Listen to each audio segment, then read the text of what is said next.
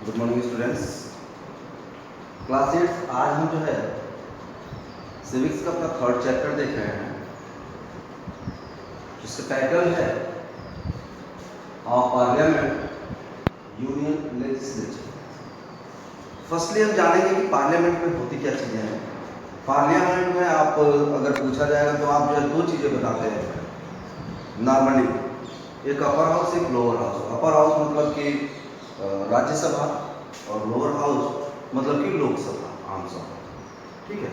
लेकिन इसके अलावा राष्ट्रपति को जब हम इंक्लूड करते हैं, प्रेसिडेंट को इंक्लूड करते हैं, तब जाकर के हमारे पार्लियामेंट का पूरा स्ट्रक्चर जो है वो फॉर्म हो जाता है, तैयार हो जाता है। तो इस तरीके से हम देखते हैं कि पार्लियामेंट के तीन पार्ट हैं, राज्यसभा, लोकसभा और राष्ट्रपति। ये तीनों ही मिलकर के काम करते हैं, और जब ये तीनों मिल जाते हैं तो काम होता है किसका? लेजिस्लेशन का। तो ये जो लेजिस्लेचर है इसका काम ये तीनों मिलकर के ही करता है, ठीक है। लॉ मेकिंग का काम दोनों हाउसेज में डिबेट होगी, चर्चा होगी। डिबेट डिस्कशन के बाद से वो बिल जो है एक्ट बनने के लिए फाइनली सिग्नेचर के लिए प्रेसिडेंट महोदय के पास जाता है, और जब उनका सिग्नेचर हो जाता है तो वो एक्ट बन जाता है, लॉ बन जाता है। तो इस तरीके से हमारी जो यूनियन लेजिस्लेचर है वो इस तरीके से काम करती है। फिर हम देखते हैं थोड़ा सा कुछ और चीज़ों को। Type of democratic government.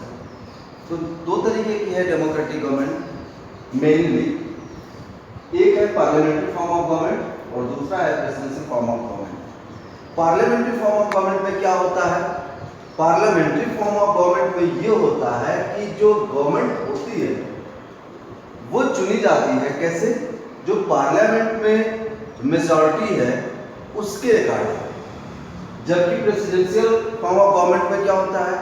वहां पर जो पार्लियामेंट है, ठीक है, जो संसद है, उसकी मेजॉरिटी को न देखते हुए डायरेक्ट इलेक्शन कराया जाता है, ठीक है। लेकिन अब चूंकि डायरेक्ट इलेक्शन अगर कम पॉपुलेशन है तो हो जाएगा, लेकिन अगर ह्यूज पॉपुलेशन है तो नहीं हो पाएगा, तो इनडायरेक्टली जो है वहां पर चुने जाते हैं। लेकिन जब भी आप बात करेंगे तो वो जो है लगभग डायरेक्ट ही होता है, क्योंकि जब आप बात करेंगे प्रेसिडेंशियल फॉर्म ऑफ गवर्नमेंट की, तो यहाँ हम बात कर लेंगे USA, United states of America. United states of America में क्या होता है? वहाँ पे इलेक्टोरल्स जो है वो चुने जाते हैं, हर प्रोविंस से जो है सर्टेन नंबर ऑफ जो इक्वल होता है हर प्रोविंस के लिए, ठीक है, वो चुने जाते हैं। और वो उनको जो वोट मिलते हैं उनके वोट की काउंटिंग होती है, और फिर उनके वोट्स के अकॉर्डिंग जो है हम देखते हैं कि जो भी प्रेसिडेंट होता है, प्रेसिडेंट के जो जितने कैंडिडेट इलेक्टोरेट्स जो है वो चुने जाते हैं, उसी के अकॉर्डिंग जो है लोग प्रेसिडेंट चुने जाते हैं। जैसे आपने ट्रम्प के, फिर बिडेन साहब के, उसके पहले अगर आप अवेयर रहे हो तो ओबामा साहब का देखे होंगे, ठीक है। तो इनसे इन चीज़ों का पता चलता है, ये डायरेक्टली इलेक्ट किए जाते हैं, और इनके इलेक्शन में जो है पार्लियामेंट का या वहाँ की जो सीनेट होती है उसका कोई भी क्रूशियल रोल नहीं होता है, ठीक है। वो सीधे पार्टिसिपेट नहीं करता, मतलब इनडायरेक्टली लोगों को अवेयर करना और तमाम चीज़ें कैंपेनिंग में वो करते हैं, लेकिन इलेक्शन प्रेसिडेंट के इलेक्शन में वो लोग जो है कोई भी उसमें इंटरफेयर उनका नहीं हो पाता है, ठीक है। तो ये चीज़ें हैं। जबकि अपने वहाँ पार्लियामेंट्री फॉर्म ऑफ गवर्नमेंट में आप देखते हो तो क्या होता है? अपने वहाँ क्या है कि इलेक्शन कैंपेन्स होते हैं, मेजॉरिटी में पार्टी जीत के आती है, या सिंगल लार्जेस्ट पार्टी हो, या सिंगल लार्जेस्ट जो है कोलिजन हो, तो उसको जो है प्रेसिडेंट महोदय इनवाइट करते हैं और सरकार बनवाते हैं, एग्जीक्यूटिव जो है वो फॉर्म करते हैं। तो एक चीज़ हम देखेंगे कि पार्लियामेंट्री फॉर्म ऑफ गवर्नमेंट में क्या है कि here overlapping of legislature and executive. यहाँ जो है जिसका संसद में बहुमत है वही सरकार बनाया हुआ है, तो ये ओवरलैप कर गया है, मतलब वो वहाँ पर भी है और वो ही यहाँ पर भी है, एग्जीक्यूटिव में भी। तो दोनों चीज़। जबकि यहाँ पे क्या है? यहाँ पे जरूरी नहीं है, ठीक है। यूएसए में जरूरी नहीं है कि सीनेट में उनकी जो है मेजॉरिटी हो, सीनेट में वो माइनॉरिटी में भी हो सकते हैं, लेकिन सीनेट नहीं, कांग्रेस में होते हैं, ठीक है। सीनेट तो जो उनका कैबिनेट होता है उसको, तो ये जो है यहाँ पर वो अपने कांग्रेस में अगर माइनॉरिटी में है तो भी कोई बात नहीं, लेकिन चूंकि आ गया तो वो आप देखोगे कि यहाँ पर जो लॉ मेकिंग बॉडी है और जो एग्जीक्यूटिव है क्लियर कट सेपरेट है, दोनों जो है एकदम पूरी तरीके से अलग अलग है। ठीक है, जबकि इंडिया में क्या है और इंडिया के जैसे और देशों में यहाँ पर क्या है कि यहाँ पर दोनों ही एक साथ है। ठीक है, जिसकी लोकसभा में बहुमत है जिसका, उसी की सरकार रहती है। ठीक है, फिर इसके बाद हम देखते हैं need for a parliamentary form of government. तो इंडिया में जो है पार्लियामेंट्री फॉर्म ऑफ गवर्नमेंट को ही अडॉप्ट किया गया। इसके पीछे कारण क्या था, इसकी जरूरत क्यों थी? तो फर्स्ट थिंग कि this form of government is a true representative of the people. ये true representative of the people कैसे है, इस मसले को हम थोड़ा सा जानते हैं। तो true representative of the people ऐसे है कि यहाँ पर लोगों के द्वारा चुने गए लोग ही जो है लॉ मेकिंग करते हैं। ठीक है, तो लॉ मेकिंग का काम वो कर रहे हैं। दूसरी चीज कि लोगों ने उनके मैनिफेस्टो को देखा, जो घोषणा पत्र होता है चुनावी पार्टियों का, उसको देख करके लोगों ने वोट किया और लोगों को जो है एग्जीक्यूटिव का जो है एक जो विजन है, जो कार्यपालिका है, जो सरकार है, उसका जो विजन है वो क्या सोच रही है, क्या चीजें करेगी, किस किस मसले पे किस किस क्षेत्र में जो है काम करेगी, वो सारी चीजें लोगों को पहले से पता है। तो इसलिए लोगों ने उनको वोट किया है और वही लोग जो है जाकर के वहां पर लॉ मेकिंग का काम करेंगे। तो इसलिए ये दोनों ही बातें जो है इसको ट्रू रिप्रेजेंटेटिव बना रही हैं लोगों का, कि लोग चाहते हैं कि ये चीज हो और इसके लिए लोगों ने इनको चुना है, ये वहां पर जाकर के काम करेंगे जैसा लोग चाहते हैं। ठीक है, तो ये चीज। दूसरी चीज जो है वो ऐतिहासिक है कि familiar with the British parliamentary system. आजादी के समय या उसके पहले से हम देखते हैं कि किस तरीके से काम हुआ। तो ब्रिटिशर्स अपने वहां शासन करते थे, उन लोगों ने जिस तरीके से लॉ बनाया, भाई संसद में इसको पास किया, फिर उसको बनाया, फिर यहाँ पे लागू किया, तो वो चीजें हमें देखते रहे और वो चीजें हमारे लिए यूज्ड हो चुकी थी, हम फैमिलियर हो चुके थे। इसलिए भी हमने जो है पार्लियामेंट्री सिस्टम को अडॉप्ट किया हुआ है।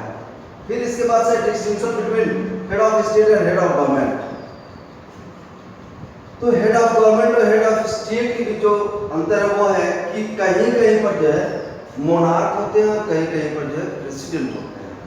ठीक है, तो ये पार्लियामेंट्री सिस्टम में होता है। जैसे आप ब्रिटेन में देखेंगे तो वहां पर जो है जो हेड ऑफ स्टेट है वो कौन है, मोनार्क है, वहां की महारानी है। और वही आप जब इंडिया में देखोगे तो कौन है, हमारे वहाँ रामनाथ कोविंद साहब हैं। ठीक है, तो कोविंद जी हैं, तो ये हमारे प्रेसिडेंट साहब हैं।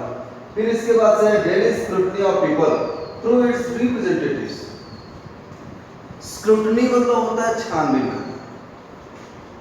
तो जो हमारे रिप्रेजेंटेटिव्स हैं वो अपना काम धाम करते हैं और उनकी क्रियाकलापों को जो है लोग देखते रहते हैं। पार्लियामेंट में हो या फील्ड में हो, जब भी हमारे नेताजी आते हैं तो उनको हम देखते हैं कि नेताजी क्या कर रहे हैं, कैसे कर रहे हैं। अगर नेताजी का काम आपको अच्छा लगता है तो फिर आप नेक्स्ट टाइम उनको चुनते हैं, इलेक्ट करते हैं।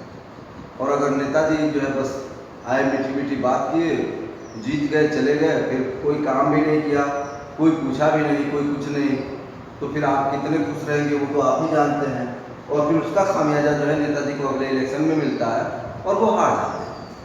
ठीक है, तो ये चीज। फिर इसके बाद से बताया कि PM the real head of the government in this format of government, it means parliamentary form of government. तो क्या होता है कि पार्लियामेंट्री फॉर्म ऑफ गवर्नमेंट में जो रियल हेड होता है वो प्रधानमंत्री होता है, पीएम होता है। क्यों और कैसे? एक्चुअली हमारे संविधान में एक आर्टिकल है और उस आर्टिकल के थ्रू ये बताया गया है कि जो राष्ट्रपति है वह अपने सबऑर्डिनेट्स के सलाह पे काम करेगा और राष्ट्रपति जो है, जो हेड है, हेड ऑफ स्टेट है, प्रेसिडेंट, या किसकी सलाह पे, इसका सलाहकार कौन होगा? तो इसका सलाहकार होगा काउंसिल ऑफ मिनिस्ट्री और उसमें काउंसिल ऑफ मिनिस्ट्री में जो है एक ब्रिज का काम करता है पीएम, प्रधानमंत्री, जो राष्ट्रपति और काउंसिल ऑफ मिनिस्ट्री को जो है जोड़ने का काम करता है। ठीक है, तो इस तरीके से हम देख रहे हैं कि प्रेसिडेंट महोदय और काउंसिल ऑफ मिनिस्ट्री के बीच ब्रिज का जो काम करता है वही रियल हेड होता है, और वही जो है सारी चीज़ों को, जितने भी काम है, जितने भी पावर्स हैं, उनको एंजॉय करता है। ठीक है, तो रियल हेड कौन है? पीएम है, मोदी जी हैं। ठीक है, लेकिन सेरिमोनियल या नॉमिनल हेड कौन है? कोविंद जी। ठीक है, तो इस तरीके से ये चीज हो गई। इसके बाद से है exception from conflicts of executive and legislature.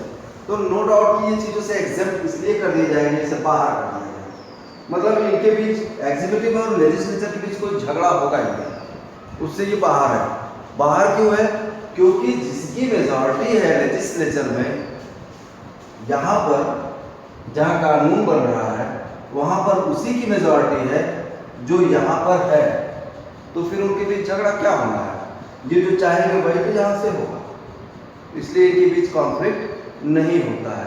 तो ये सारे जो है फायदे हैं, और ये नीड है कि मतलब इन्हीं ज़रूरतों की वजह से जो है हमने पार्लियामेंट्री फॉर्म ऑफ गवर्नमेंट को अडॉप्ट किया। इसके अलावा और भी चीज़ें हैं, लेकिन फिलहाल इतनी चीज़ें आपकी बुक में दिया हुआ है। Thank you.